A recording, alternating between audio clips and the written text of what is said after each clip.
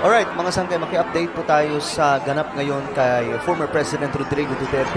Naroon na daw po ito ngayon mga sangkay sa Netherlands at tignan po natin anong sitwasyon kasi may mga tao din daw po doon na nag-abang, mga Pilipino, mga sangkay.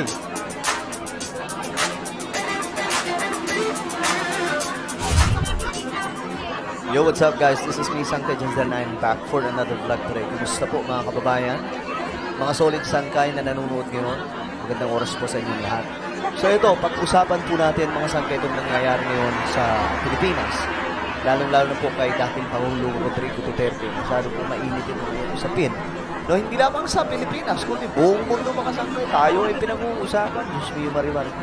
Well, alamin po natin mga sangkay ang totoo tungkol po dito. Naroon na po sa Netherlands si dating Pangulong Rodrigo Duterte at alamin po natin ang kalagayan niya doon mga sangkay. Before tayo magsimula, pakisubscribe. Kung natin yung YouTube channel, diba? Road to 2 million subscribers na po tayo. Kaya naman kung ikaw ay hindi pa po nakakapag-subscribe at nais mo mapabilang sa dumaraming mga solid sangkay, ang gawin nyo lamang po ay pindutin nyo po yung subscribe button na makikita po sa baba ng video na to. I-click nyo po yung subscribe, i-click ang bell at i-click nyo po yung all. Sa mga nanonood naman po sa Facebook, i-follow nyo po yung ating Facebook page. Shoutout po sa lahat ng mga solid sangkay na nanonood nyo. Mag-comment po kayo sa baba na hashtag solid sangkay kasama po ang inyong mga lugar. So ito na. Alamin po natin mga sangkay, ayon po kasi dito sa report, buha sa pagdating ng eroplanong sakay si dating Pangulong Rodrigo Duterte. Doon na po ito sa Hague Airport sa Netherlands. Bandang alas 11:55 o 11:55 ng gabi dito sa Pilipinas na oras. Nitong Martes mga sangkay, so kagabi nangyari ito na dumating si PRRD doon po sa Netherlands. At ito po yung eroplano na kanyang sinakyan na nagdala po papuntang Netherlands kay former President Duterte. Ayan. So, masyadong, alam nyo guys ako ay pro-government, pero hindi po talaga ako agree na doon po pinitisin si PRRD. Ako guys, may mga kapwa ko pro-government din naman na same kami ng pinag-uusapan mga sangkay in private. Noon yun nga ang aming reaksyon. No? Sana dito na lang po sa Pilipinas since Pilipino po siya. At saka yung judicial system po natin okay pa naman mga sangkay. Pero ito na nga, tingnan po natin. Ito po yung mukhang ito po yung magiging mga sangkay.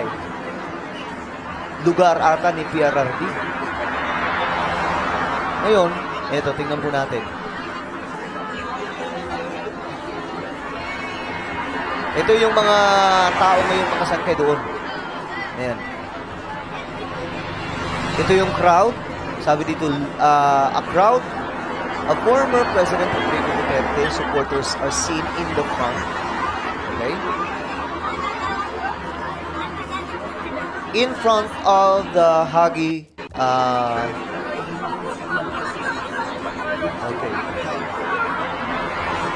Yung mga tumatawag dito kasi so maraming nagko-comment dito mga sangkay, nag-aaway-aaway na naman mo.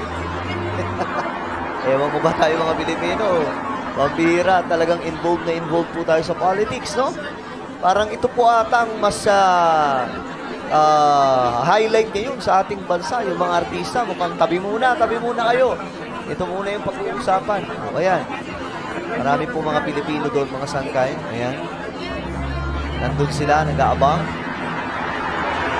Alam nyo, kaya ko binabalita din po itong mga sangkay para makita po ninyo na neutral po tayo pagdating kay PBBM at kay PRRD. Kasi both of them, sinuportahan ko po yan.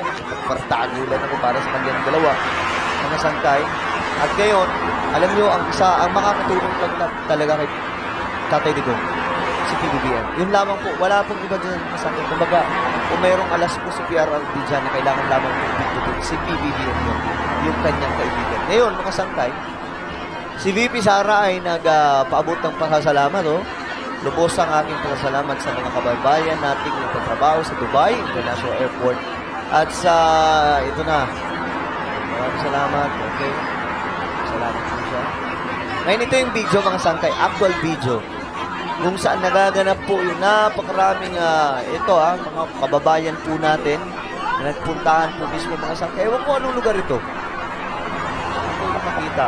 Ito. Outside the ICC Detention Center. Dito ata ilalagay si PRRD. So pinuntahan po nilang lahat mga sangkay. Nalaman din po nila kaagad. Ayan. Ay, naku po, itong nangyayari sa Pilipinas. Alam nyo, sana po, ipagdasal po talaga natin ang ating bayan. Pagdasal po natin ang ating bansa, mapaantay ng Marcos naman. We need, ito yung kailangan ng ating bansa ngayon, pananalaman.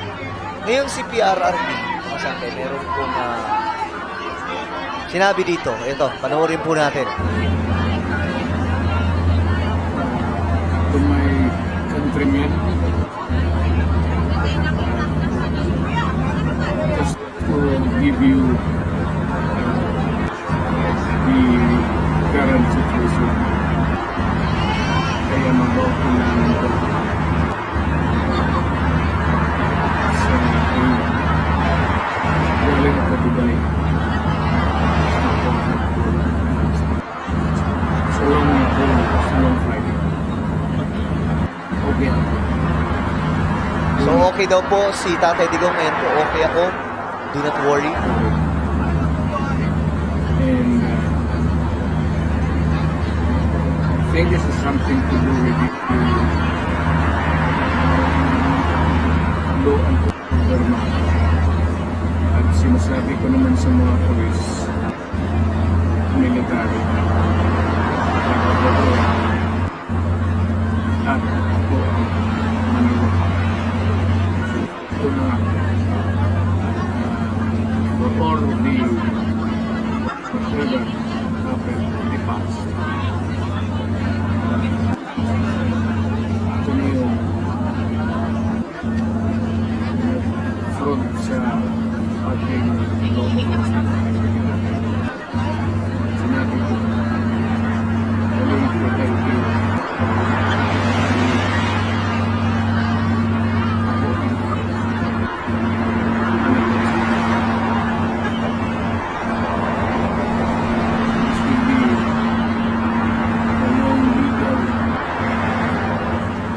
Proceedings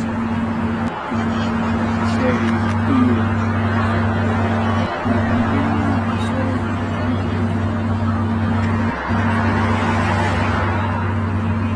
so be it. Ganun. This is the Alam nyo, nakakalungkot itong nangyayari ngayon sa ating bansa eh. Malungkot ako, to be honest, mga sangkay. Hindi po ako magiging ipok. Nakakalungkot po talaga. Kasi alam nyo, 2016, I think 2015, nag-start po tayo mga sangkay ng Malawaga. Bata pa po ako noon, mga sangkay. Na-involved po ako sa politics. Hindi pa po ganito. Hindi po may camera. Ano pa lang yun? More on Facebook page, post. Diba? Mga sangkay. At doon po tayo nakilala ng una sa Facebook po talaga. Una akong nakilala ng Rappler doon po sa Facebook. Ngayon mga sangkay, nakakalungkot sa importante natin. Si PRRD, si BBBM. Ngayon nagkaroon po ng separation ang magkaibigan. Matalik na magkaibigan kasi ang dalawang po. Si BBBM at PRRD. So, sobrang nakakalungkot itong nangyayari sa kanilang dalawa mga sangkay. Yung mga iba nagsasabi na dahil daw po sa mga sulusol. Both side, ha? Both side. Si BBBM. Mga sulusol din daw po. Dahilan, bakit ganito lang nangyayari. Then, kabila naman po kay PRRD. Mga sulusol din daw pong nangyayari. Mga sangkay kung bakit bumabato ng mga masasakit na salita si PRRD.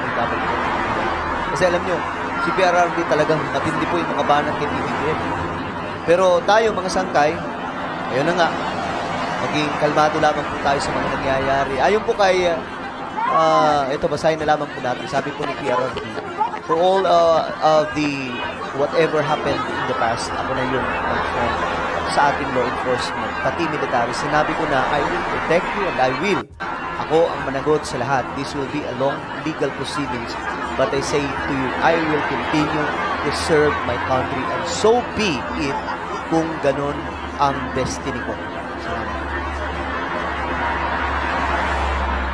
Okay. Sana po ang inyong opinion. Just comment down below. Anong po? Alright, so meron po tayo sa YouTube channel sa Revelation. Hanapin na po sa YouTube. Kapag nakita nyo na, i-click nyo po yung subscribe, i-click ang bell, at i-click nyo po yung all. Ano po ay magpapaalam, mag-iingat pong lahat. God bless everyone.